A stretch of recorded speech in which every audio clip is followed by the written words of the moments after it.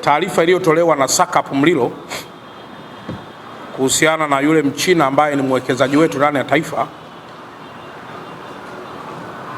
kwamba muhisiwa namba 1 ni wafanyakazi wake wa kabila la Masai ambao walikuwa wakilinda kwenye hilo eneo lake, ambao walikimbia na jeshi la polisi linaendelea kufanyia uchunguzi wa mambo hayo kwa haraka kubwa sana. Kwanza ni watoe wasiwasi watu wote kwamba hali ya usalama katika taifa letu ama katika mkoa wetu ni kubwa sana. Hali ya usalama katika mkoa wetu ni kubwa sana. Na hivi juzi pia kulikuwa kuna tukio moja pia la kusemekana kutekwa kwa yule bwana Jumbe ambaye inasemekana ni msaidizi wa ndugu Lissu. Taarifa pia imetolewa. Lakini ndugu zangu waandishi wa habari, tuwe serious, tuna mambo yafuatayo. La kwanza, jambo lolote linapotokea katika taifa, na hasa kwa mfano la kimauaji, la kudhuru, la kuiba au jambo lolote la kijambazi, kibaka, jambazi, muhalifu huwa chagui itikadi. Anaweza kumdhuru, huwa chagui itikadi wala hadhi. Anaweza kumdhuru Chalamila, anaweza kumdhuru mtu yoyote bila kujali itikadi yake. Na anapofanya uharibifu huo, hafanyi kwamba kwa kuwa Chalamila ni CCM, yeye anafanya uharibifu huo kwamba Chalamila ana hela, nataka nichukue pesa. Kwa jambo linapokuwa limetokea, jamii mkishakuwa na majawabu kuhusiana na uharibifu huo,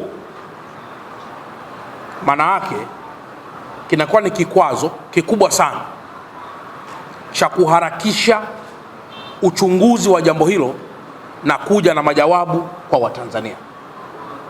Kwa mfano, kuna mambo hapa yanaweza katokea, mtu anasema aliyefanya hivyo, nimeona kwenye comments, aliyefanya hivyo ni Mafwele, SACP Mafwele.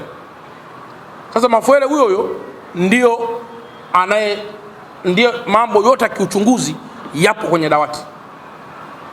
Sasa hivi hata kama amepata majawabu sahihi ya kuja kushare na Watanzania, anawezaje kuja kushare kwa Watanzania kwa wakati katika jambo ambalo baadhi yetu tumekusha jielekeza wenyewe kuwa na majawabu kabla hata ya uchunguzi?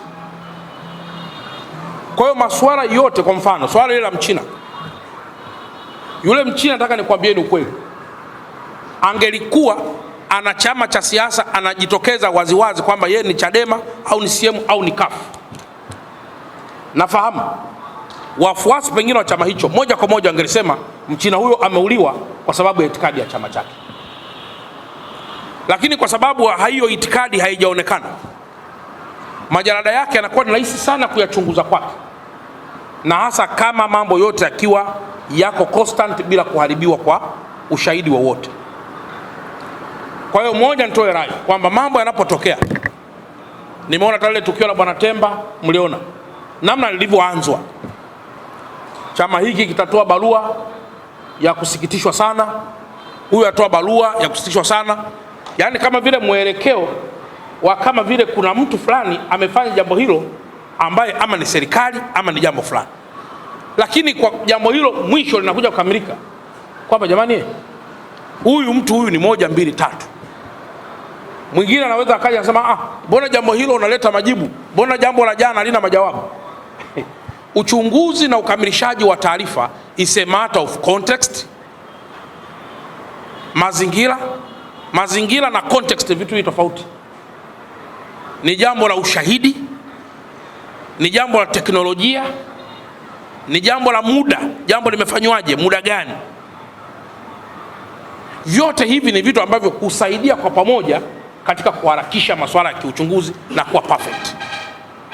Kwa niwaombe sana ndugu zangu waandishi wa habari, mkawe mabalozi wazuri kwamba jambo linapotokea tusiwe na majawabu yetu kwanza, unless otherwise jeshi la polisi na vyombo vya dola vimekutaka kuweza kulisaidia kutoa ufafanuzi kuhusu mambo hayo, nayo sio ya kwenye public.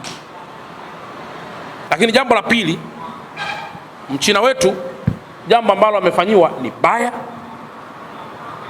na katika hali ya kawaida wapo watu ambao wanaweza kalaumu hata jeshi la polisi, mlikuwa wapi? Hapana ndugu zangu, kuna limits. Wewe ukilala ndani, jeshi la polisi wanaweza kuanza kuingia chumbani kuangalia unalalaje? Hapana, watakuwa nje kufanya doria na kila kitu. Kwa hiyo nitoe rai kwa wawekezaji wote ndani ya taifa letu, wanapotaka kutumia walinzi, watumie walinzi wa makampuni yenye anwani maalum. Mimi narudia, ukikuta unalindwa na Masai kwenye baadhi ya hizo camps zetu, hakikisha huyo, kama ni Masai au ni mtu yoyote, hapa tuzungumzii kabila, hakikisha mtu huyo anatoka kwenye kampuni maalum iliyosajiliwa na serikali. Kama ni security nani yoyote, anatoka huko, ili litapotokea jambo hilo tuwe na anwani. Lakini kwa bahati mbaya sana watu hupenda kutumia cheap laborers. Mnasema sisi wa Masai ni waaminifu, sio nani waaminifu. Lakini tukikuuliza anatoka wapi, anasema anajitambulisha anatoka Kiteto. Tukifuatilia anatoka Usangu. Lakini ni kwa nini? Ni kwa sababu you like cheap laborers, ambaye hana mkataba, ambaye halipwi vizuri, lakini unataka alinde masuala mabilioni. Kwa hiyo naomba nitoe rai kwa wote ambao tunataka kufanya ulinzi kwenye maeneo yetu, tutumie walinzi ambao wanatoka kwenye makampuni yaliyosajiliwa na serikali na yenye anwani maalum. Lakini jambo la tatu na la mwisho, serikali yetu ya mkoa wa Dar es Salaam inaendelea kulaani sana tukio ambalo limefanywa, na wawekezaji wote wasiogope kuendelea kuja kuwekeza kwenye ardhi yetu. Tutaendelea kutoa ushirikiano mkubwa sana mahali popote linapotokea jambo ovu na baya namna hiyo dhidi ya wawekezaji, ili kuweza kuendelea kuleta amani na upendo wa wawekezaji wetu ndani ya taifa letu.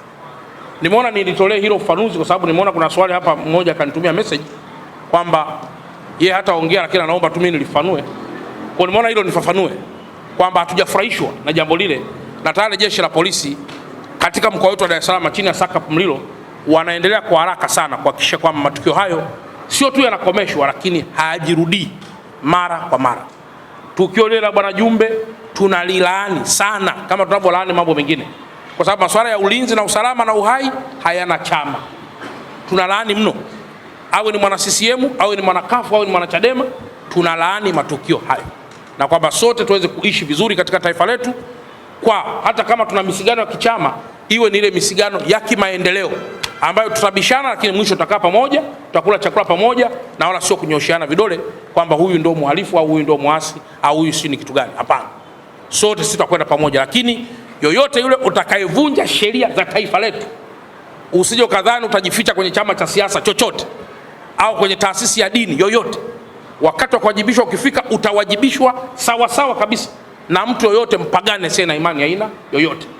Wala sio kwamba ukiwa kwenye chama ndio utaogopwa, au ukiwa kwenye dini ndio utaogopwa, au ukiwa sio wapo utaogopwa. Tii sheria bila shuruti kwa ustawi mkubwa wa taifa letu.